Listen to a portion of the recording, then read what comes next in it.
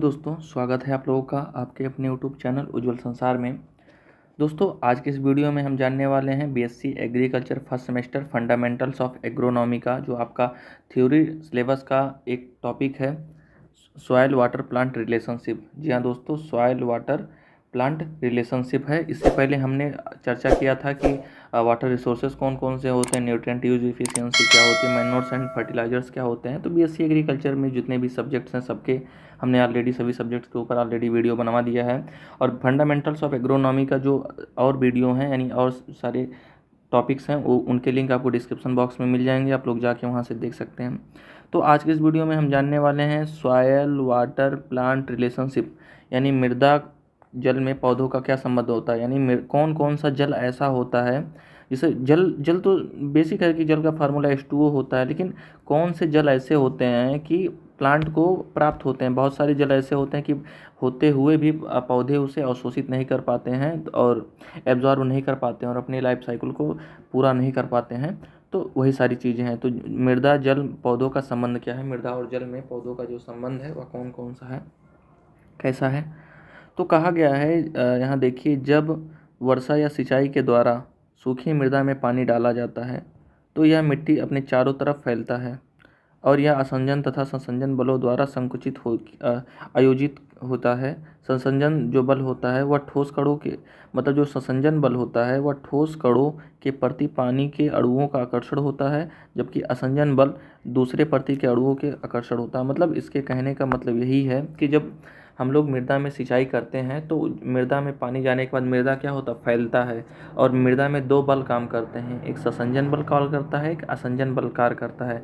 जो संसंजन बल होता है वह समान प्रकार के अणुओं के बीच कार्य करता है। जिसे ये मतलब आपका क्या है, आप लोग यहाँ पे देखिए, ये आपके क्या है, सॉइल के पार्टिकल्स हैं। तो इनके इनके बीच में जो बल कार्य करेगा वो संसंजन बल कार्य करेगा।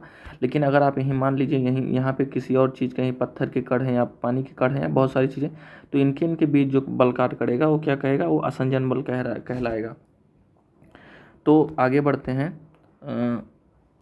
देखिए यहाँ पे तो जो हमारी मृदा में यहाँ पे बात ही वही है कि सॉयल प्लांट वाटर रिलेशनशिप के कौन कौन से मृदाओं में से जो प्लांट हैं वो वाटर को कैसे ऑब्जॉर्व करते हैं, कौन कौन से होते हैं।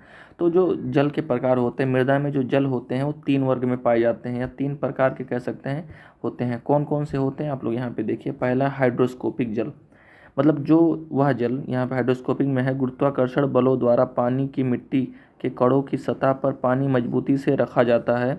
यानी हाइड्रोस्कोपिक वाटर क्या है कि गुरुत्वाकर्षण बल के द्वारा जो पानी है वह मृदा कणों के साथ इतने क्लोजली अटैच्ड होता है कि प्लांट जो होते हैं उस वाटर को एब्जॉर्ब नहीं कर पाते हैं। वही चीज़ यहाँ पे कह रहा है, मृदा मिट्टी में पानी जितना तनाव के साथ रहता है, बहुत बल के साथ जो आपकी सॉइल होती हैं वह इस प्रकार के वाटर को क्या करती हैं, खींच के रखती हैं। और वह कितने होता है, 1000 वायुमंडलीय से 31 वायुमंडलीय दाब तक होता है। तो यह आपके लिए इम्पॉर्टेंट है। और इस वाटर को जो प्लांट होते हैं वो एब्जॉर्ब नहीं कर पाते हैं और शोषित नहीं कर पाते हैं। अगला है आपका केशिका जल, इसे कैपिलरी वाटर कहते हैं। और आपके ऑब्जेक्टिव टाइप में यह क्वेश्चन पूछ सकता है कि पौधों के लिए कौन सा जल उपयोगी होता है, तो केशिका जल होता है। तो यहाँ पे देखिए कि मिट्टी के कणों के चारों ओर और केशिका स्थानों सतह तनाव की ताकतों द्वारा पानी धारण किया जाता है। केशिका जल 31 से 1/3 वातावरण तनाव के बीच आयोजित रहता है। और उसके बाद अगला है गुरुत्वाकर्षण जल। ये भी क्या होता है कि जल, जैसे हमने अपने पिछले वाले वीडियो में बताया था कि एक बहुत ज़्यादा लार्ज क्वांटिटी में मृदा क्या करता है, वो जो सॉइल होता है वो वाटर को क्या कर लेता है, एब्जॉर्ब कर लेता है। अगर आपने वहाँ वीडियो नहीं देखा तो डिस्क्रिप्शन बॉक्स में लिंक है, वहाँ से जाके देखिए, समझ जाएंगे फटाक से इसको। तो जो गुरुत्वाकर्षण जल है, गुरुत्वाकर्षण बल की प्रक्रिया पानी स्वतंत्र रूप से चला जाता है। पानी की यह अवस्था मिट्टी को संतृप्त होने पर दिखाई देती है। यह पानी जो होता है यह अंदर चला जाता है गुरुत्वाकर्षण बल के द्वारा के कारण, और इसे भी प्लांट को क्या को करते हैं, अब्जॉर्ब नहीं कर पाते हैं। तो जो केशिका जल है, केवल केशिका जल को ही क्या करते हैं, अवशोषित करते हैं, बाकी और प्रकार के जल को नहीं कर पाते हैं। तो मिट्टी के जो भौतिक गुण है, कुछ मिट्टी के भौतिक गुण होते हैं, भौतिक संरचनाएं होती हैं जिनसे क्या होता है कि प्रभावित होता है, ठीक है। अब आप लोगों को पता होगा, अगर जो हमारी मृदा है वह अच्छे से भुरभुरी होगी तो उसकी जो वाटर होल्डिंग कैपेसिटी होगी वह अच्छी होगी। लेकिन हमारी मृदा में जुताई वगैरह नहीं किया गया है, वह समतल है, तो उसकी जो वाटर होल्डिंग कैपेसिटी होगी वह कम होगी।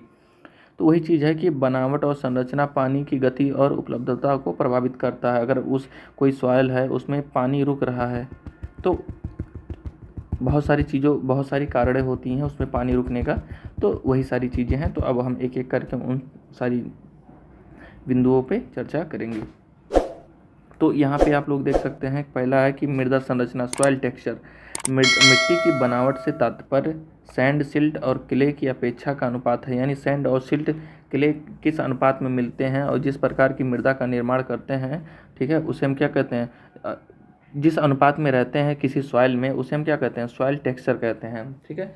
अब अगर किसी में जो है बालू वाले, मतलब जो आपकी सैंड है वो ज़्यादा होगी या क्ले किसी में ज़्यादा होगी, तो इस प्रकार से जो वाटर होल्डिंग कैपेसिटी है किसी सॉइल की वह कम और ज़्यादा होती रहेगी। सेम चीज़ वही सॉइल स्ट्रक्चर है कि सैंड, सिल्ट और क्ले मिलकर जिस प्रकार की मृदा का निर्माण करेंगे उसे क्या बोलेंगे, उसे सॉइल स्ट्रक्चर बोलेंगे।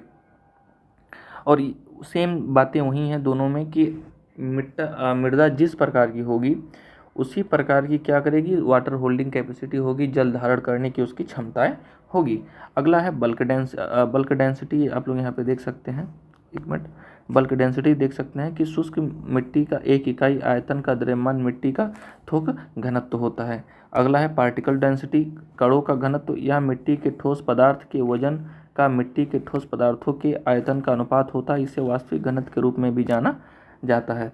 तो ये सारी चीज़ क्या है, फिजिकल फैक्टर हैं जो कि मिट्टी के में जल की मात्रा को प्रभावित करते हैं। उसके बाद है पोर स्पेस। पोर स्पेस वही जो कि केस का जल है, जहाँ पे केस का जल का वाटर रहता है उसी को पोर स्पेस कहते हैं। एक मिट्टी के छिद्र स्थान हवा और पानी द्वारा कब्जा की गई मिट्टी व मात्रा वह हिस्सा है जिसमें मिट्टी में रोम छिद्र की मात्रा मिट्टी की बनावट और संरचना को प्रभावित करती है, पोर स्पेस कहते हैं। और सबसे ज़्यादा पोर स्पेस किस में होती है, बलुई मृदा में होती है। आप लोग हमेशा याद रखिएगा। यहाँ पे देखिए, रेतीली भूमि का छिद्र 30 से 50 होता है, मध्यम बनावट कितना, इतना का इतना होता है, और कम्पैक्ट मृदा का इतना होता है। तो ये सारी चीज़ें बेसिक्स हैं, आप लोग पढ़े होंगे। अगला है, यहाँ पे देख सकते हैं, व्यास में 0.06 मिलीमीटर से कम छिद्र वाले को माइक्रोस्पोर कहते हैं, माइक्रोस्पोर माना जाता है। और 0.06 से बड़े वाले को मैक्रोस्पोर कहा जाता है, यानी बड़े छिद्र और छोटे छिद्र कहा जाता है। तो दोस्तों यही था आज का वीडियो। आज उम्मीद करते हैं आप लोगों का आज का वीडियो पसंद आया होगा। हम अपने नेक्स्ट वीडियो में आप लोगों के साथ मिलते हैं एक नए टॉपिक के साथ, जिसका नाम है क्रॉप वाटर रिक्वायरमेंट। जी हाँ दोस्तों, अगर आप लोगों ने प्रीवियस जितने भी वीडियो हैं उनके नहीं देखा है तो उनके लिंक आपको डिस्क्रिप्शन बॉक्स में मिलेंगे, आप लोग जाके वहाँ से उनको देख सकते हैं।